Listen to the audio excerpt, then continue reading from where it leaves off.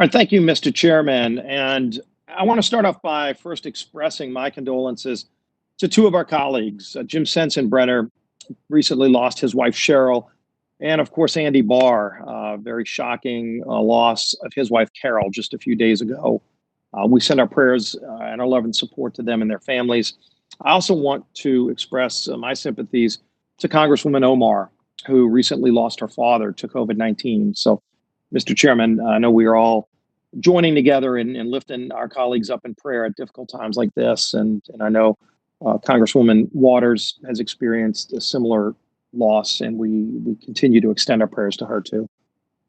Mr. Chairman, I want to thank you for starting off with this hearing, talking about the economic recovery and what we can do to continue to help people get back on their feet, get back to work.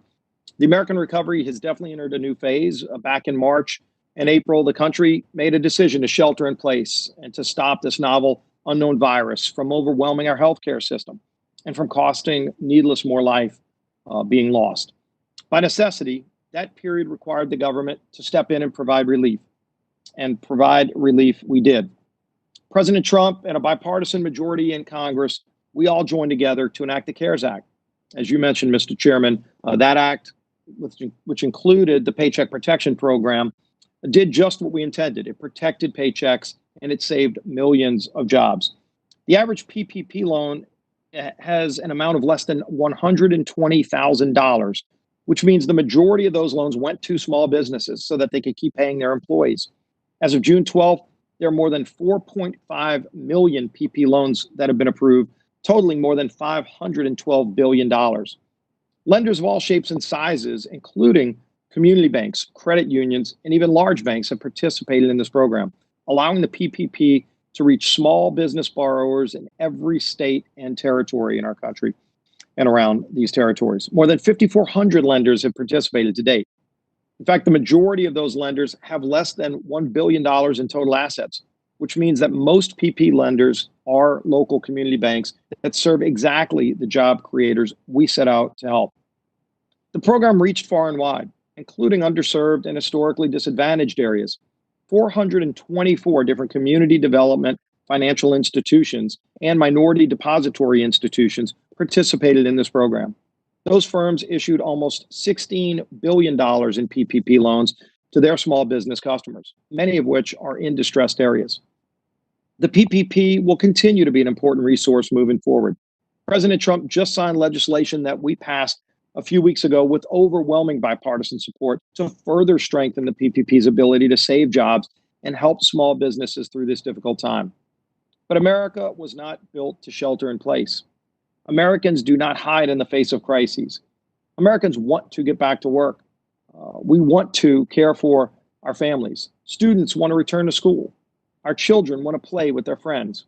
And Americans demand the freedom to build a more prosperous country with greater upward mobility and, of course, equal opportunity for everybody who seeks it. America has quite naturally entered a new phase, a recovery phase, led by the energy, hopes, and determination of the American people. The American people helped create 2.5 million new jobs in May, which completely shocked the experts who predicted the opposite, that there would be 7.5 million job losses. So that's a 10 million job swing to the positive for our economy, which shattered post-World War II records. Retail sales had the biggest one-month increase ever, rising 17.7%.